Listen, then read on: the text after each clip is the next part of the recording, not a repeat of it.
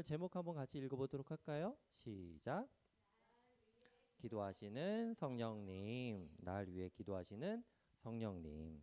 아마 여러분들 이게 어떤 의미인지 잘 피부적으로 와닿지는 않을 수 있어요. 왜냐하면 여러분 하나님 보여요?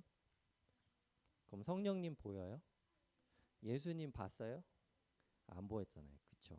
그래서 아마 여러분들이 그 부분에 있어서 확실하게 느끼기는 좀 쉽지 않을 거예요. 그러나 우리는 그것을 믿어야 안 믿어요? 믿어요. 근데 믿는 게 제일 중요해요. 자, 오늘 같이 볼 성경 본문 말씀 중에 제일 외워야 될 말씀 같이 한번 읽어보도록 합시다. 시작. 없는 단식으로 우리를 위하여 친히 간구하시느니라. 아멘. 자, 로마서 8장 26절 말씀이에요. 상당히 중요한 말씀이에요. 여러분들이 살아가는 게 여러분들의 힘으로만 살아가는 게 아니기 때문에 그래요. 자, 오늘 한번 그림을 봅시다. 자, 이 그림에서 지금 친구가 뭐 하고 있어요? 이 친구가 뭐 하고 있어요? 뭐 하는 것 같아요? 울어요? 그쵸? 우는 것 같죠? 아무래도 좀 별로 기분이가 별로 안 좋은 것 같아요. 좀 슬프기도 한 것 같고, 그쵸? 자, 그런데 또 친구가 나타나면 어떻게 돼요? 친구가 있으면 어떻게 돼요? 좋아요, 안 좋아요? 좋죠. 그쵸? 친구가 있으면 너무나도 좋아요. 자, 평소에는 혼자 있을 때는 쉽지 않은데 지나가고 나서 친구가 있게 되면 얼마나 기분이가 좋아요, 안 좋아요? 좋아요. 많이 좋아요. 자, 이것처럼 우리들에게도 하나님께서 뭘 주셨냐 하면 성령을 주셨다, 안 주셨다? 주셨다. 성령을 주셨다. 자, 우리 로마서는 누가 작성을 했어요? 하나님이 쓰셨지만 누구를 통해서 쓰셨어요? 사도 바울을 통해서 썼어요. 자, 로마서의 배경 자체가 상당히 쉽지가 않은데요. 하나님이 예수님이 승천하시고 나서 그 복음이 어디로 전파됐어요? 온 그 지방에 다 전파가 됐죠. 그래서 이탈리아와 로마까지 전부 다 그 복음이 전파가 들어가기 시작했어요. 그래서 그걸 믿고 기독교인들이 생겨나게 되었어요. 그래서 로마에 사도 바울이 뭐 특별히 가지 않았지만 이미 복음을 전한 그런 신자들에 의해서 기독교인들이 생성이 되기 시작했어요. 근데 거기 들어가서 예수님을 믿게 된 로마 기독교인들은 기본적으로 쉽지 않은 그런 상황에 놓여 있었어요. 자, 여러분 로마의 가장 큰 사람은 누구예요? 로마의 가장 대표 황제잖아요. 황제, 그쵸? 황제. 그래서 이 황제라는 개념 자체가 한마디로 로마에서는 신의 개념이 있어요. 뭐라고요? 신의 개념, 신의 개념. 그래서 로마에 있는 성도들이 황제를 어떻게 해야 돼요? 신처럼 섬겨야 돼요? 아니면 그냥 말아야 돼요? 신처럼 섬겨야 되는 그런 상황에 놓여 있게 돼요. 그러다 보니까 로마에 그것을 이렇게 단적으로 얘기를 하면 그걸 뭐라고 하냐면 황제 숭배 정책이라고 해요. 자, 로마에 있는 교인들이 황제를 믿는 사람들이에요? 하나님을 믿는 사람들이에요? 하나님을 믿어야 되는 사람들이잖아요. 그런데 로마에 있는 기독교인들이 또 누구를 섬기라고 강요를 받아요? 황제를 섬겨야 된다. 이렇게 강요를 받는 상황이 생기는 거예요. 그러니까 상당히 쉬워요, 어려워요. 예수님을 믿는 게 어려워. 로마에 있는 교인들이 그런 상황에 놓여 있었어요. 또 무슨 이야기가 있냐면 그 당시에 로마에 있는 기독교인들은 사회적으로 최약자 계층에 속해 있었다고 해요. 로마가 그 당시에 가장 세계의 중심 국가였기 때문에 엄청나게 많은 무역과 엄청나게 많은 그런 돈들이 흘러다니는 곳이었어요. 그러다 보니까 한마디로 우리나라로 따지면 뭐예요? 우리나라의 강남과 같은 곳이야. 그래서 예수님을 믿는 사람들이 거기에서 발생하기가 쉽지 않아요. 워낙 세상이 즐겁고 좋은 곳들이 많기 때문에 오히려 예수님을 믿는 사람들은 사회적으로 최약자의 계층에 놓여 있는 사람들이 많이 있었어요. 그래서 그 예수님을 믿는 사람들이 로마에서는 배척당하고 또 다른 면으로는 로마에 있는 기독교인들은 뭘 하는 사람들이었어요? 술 먹고 담배 피는 사람들이었어요? 아니면은 상당히 도덕적으로 금욕적으로 살던 사람들이었어요. 도덕적이고 또 금욕적으로 살던 사람들이었어요. 세상을 따라가지 않기 때문에. 그러니까 어떻게 보면 좀 더 소외당하는 그런 상황에 놓여 있었어요. 그러니까 한마디로 로마의 교인들은 예수님을 믿는다는 게 쉬워요, 어려워요? 엄청 어려운 상황에 놓여져 있었던 거예요. 예수님을 믿는다는 것 자체가.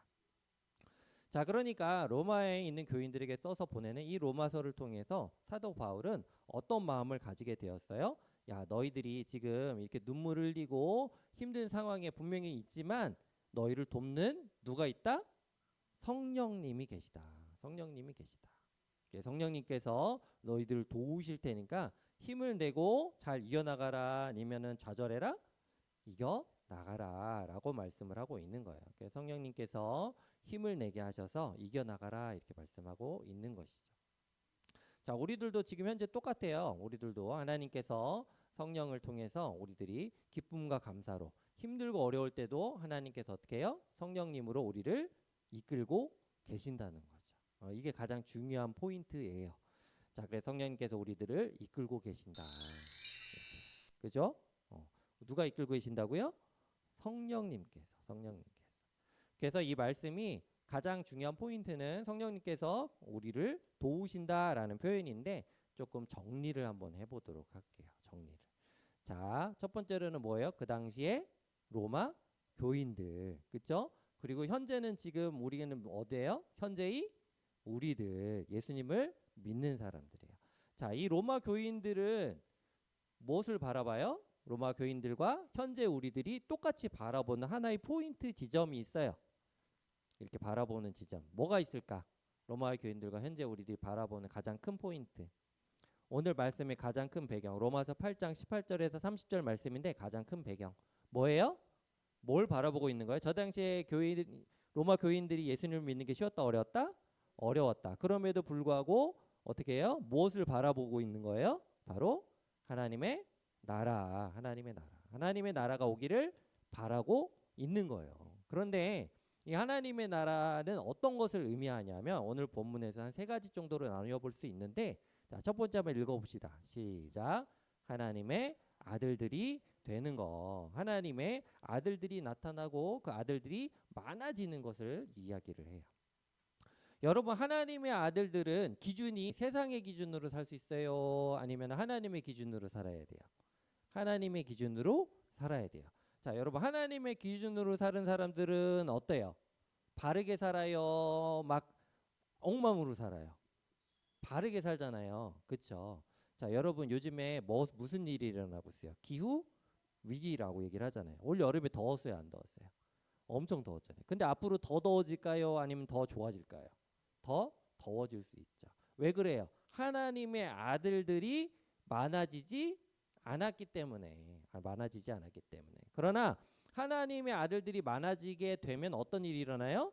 이 세상을 어떻게 다뤄요? 좀 더 하나님의 기준에 맞게 선하게 이 세상을 다루겠죠. 그러다 보니까 오늘 말씀에는 피조물들도 하나님의 아들들이 나타나기를 바란다, 이렇게 말씀을 하고 있어요. 자, 우리 동물들 잡아먹어요, 안 잡아먹어요? 잡아먹잖아요. 그쵸? 근데 동물들 잡아먹히고 싶을까, 안 잡아먹히고 싶을까? 안 잡아먹히고 싶을 거 아니야. 그쵸? 아까 우리 찬양했잖아요. 사막에 샘이 넘쳐 흐르리라. 그쵸? 그렇게 하면서 뭐예요? 사자굴에 손을 넣어도 사자가 물 안 물어? 안 물어. 그게 하나님의 나라야. 그러니까 하나님의 아들들이 나타나서 많아지게 되면 어떻게 돼요? 하나님의 나라가 풍성해져, 안 풍성해져? 풍성해지는 거야. 그리고 이 세상이 더욱더 악해지고 깨어지는 거예요? 아니면 더욱더 완성되어지고 아름다워지는 거예요? 더욱더 아름다워지고 완성되어지고, 세상의 피조물들이, 동물들이 막 이렇게 두려워, 우리 잡아먹을 것처럼 두려워하는 게 아니라 우리와 같이 놀고 뛰노는 그런 것들을 말씀하고 있어요. 그리고 두 번째 속성은 뭐예요? 그래서 피조물들도 자기들도 이런 우리의 죄로 인해서, 인류의 죄로 인해서, 인간의 죄로 인해서 자기들이 핍박당하고 잡아먹히고 이런 것들이 자기들이 원해, 안 원해? 원하지 않아. 그러니까 빨리 해방되고 싶어. 하나님의 나라와 하나님의 아들들이 많아져서 더욱더 하나님의 나라가 완성되기를 바란다, 안 바란다? 바란다. 그렇게 바라고 있어요. 그리고 세 번째로는 우리들도 어떻게 해요? 예수님이 죽고 나서 어떻게 하셨어요? 죽고 나서 그냥 곧바로 하늘로 올라가셨어요? 아니면 어떻게 하셨어요? 죽고 나서 3일 만에 부활하셨잖아요. 여러분, 예수님의 부활의 몸은 우리가 지금 가지고 있는 이 몸하고 질적과 차원적으로 아예 다른 몸이에요. 무슨 말인지 이해가 되나요? 예수님이 다시 입으신 이 육체는, 부활체의 육신의 모습은 시간과 공간을 초월하는 몸이에요. 그래서 하나님께서는 예수님을 첫 번째 그런 시간과 공간을 초월한 새로운 몸으로 만드셨고, 그 하나님의 나라가 완성이 되면 우리들 어떻게 돼요? 똑같이 예수님의 몸처럼 어떻게 해요? 시간과 공간을 초월한 새로운 몸으로 변화시켜 주실 거예요. 그래서 하나님께서는 우리가 그런 하나님의 나라가 다가올 것이니까 힘을 내라, 용기를 내라. 어떻게 하는 거예요? 로마 교인들과 현재의 우리들에게 힘을 내라, 이렇게 얘기하는 거예요. 그런데 지금 그게 이루어졌어요? 안 이루어졌어요? 아직 하나님의 나라가 완성이 됐어? 아니면 아직도 우리들과 복음 시대에 살고 있어?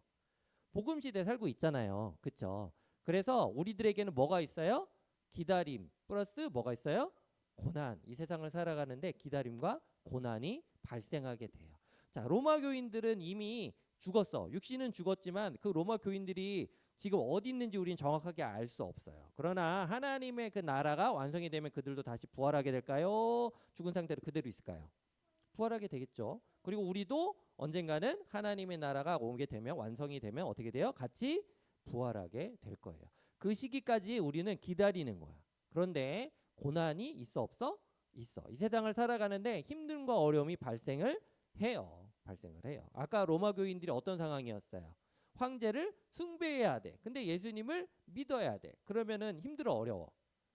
그렇죠. 힘들고 어렵죠. 엄청 힘든 상황이잖아요. 그런 것처럼 지금 현재도 우리가 예수님을 믿는 게 주일날 아침에 나와야 돼. 그렇죠? 말씀을 들어야 돼. 술 먹고 담배 피는 거 왠지 좀 꺼려지게 되잖아요. 그렇죠? 하나님께서 별로 기쁘시지 않을 거야 하면서 다른 친구들 다 좋다고 하는데 막 그런 거 안 하고 막 도둑질하고 남 때리고 비판하고 막 이런 것들 예수님 믿는 사람이라면 쉽지 않죠. 그런 것 자체가 어떻게 보면 우리들 삶에 있어서 고난과 고통으로 느껴질 수도 있는 거예요.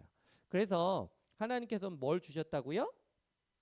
성령. 자, 따라해 봅시다. 하나님께서 우리에게 성령을 주셨어요. 자, 성령은 누구의 영이에요? 예수 그리스도의 영이에요. 예수님이 하나님께서 주신 그 성령이 예수님 안에서 모든 것을 이루신 것을 우리에게 동일하게 느끼게 해주세요. 이해되시나요?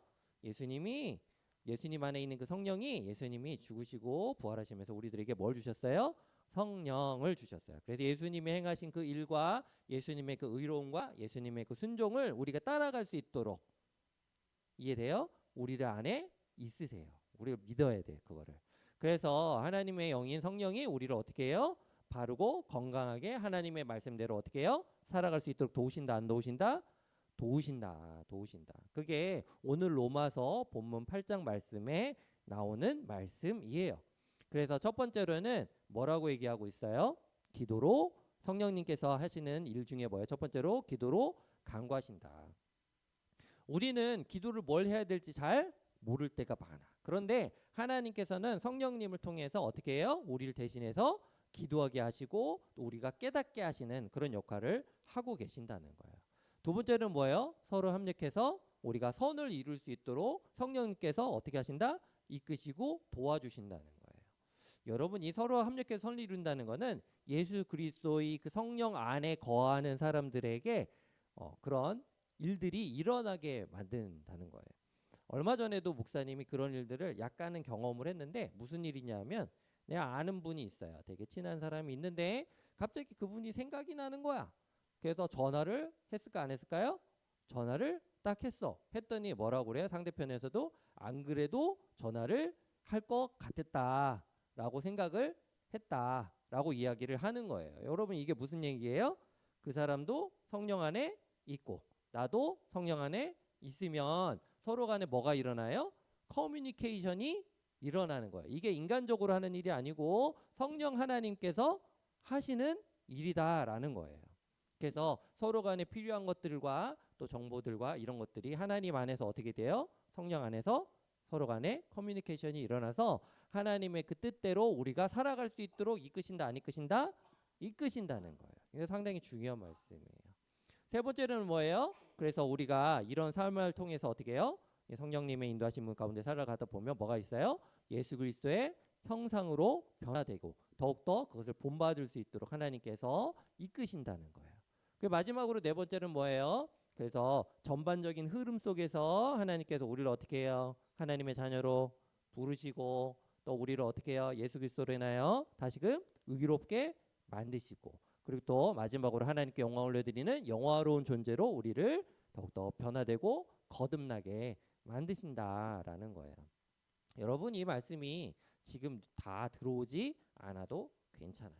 하나님께 나아가는 그 마음과 자세를 가지고 있으면 여러분들 마음속에 있는 성령 하나님께서 언젠가 다 깨닫게 해주시고 알게 해주시고 더욱더 변화되게 해주실 것이기 때문에 그래요.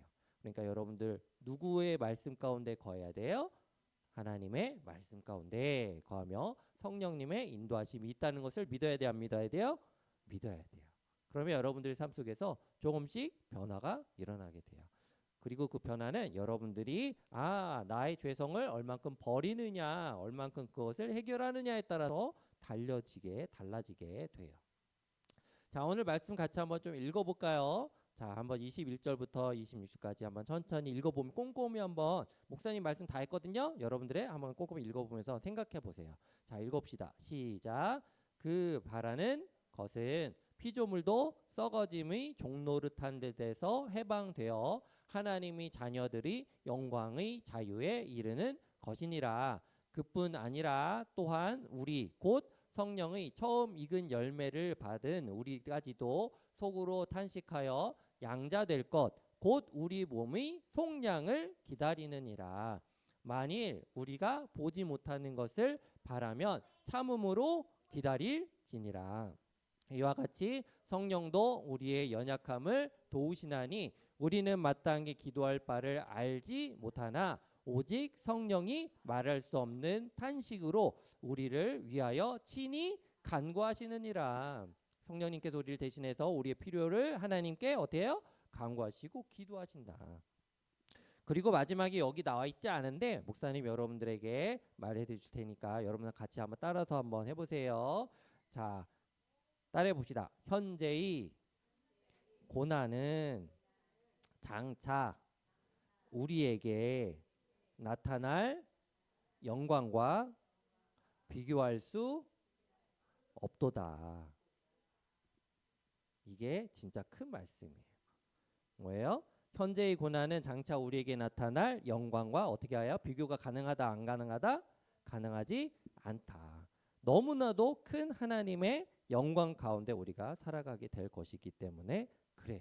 여러분 우리 이 세상에 살아갔자 몇 년 살 수 있어요? 여러분 다 1000년 살 수 있다 손 들어봐요. 1000년 살 수 있다. 아무도 없어. 나 100년까지는 살 수 있을 것 같다 하면 손 들어봐요. 나 100년까지 정도는 살 수 있다. 100살. 그것도 못 들어? 나 그럼 한 80살까지는 살 수 있을 것 같다. 자, 한 분 드셨어요. 자, 또 두 분. 자, 나 한 70살 이상은 살겠지. 없어? 야, 70살은 좀 살잖아. 요즘에. 그쵸? 관심이 없어?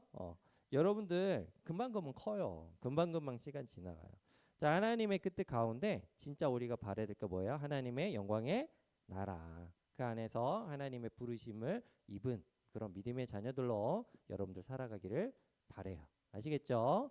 자, 기도하겠습니다.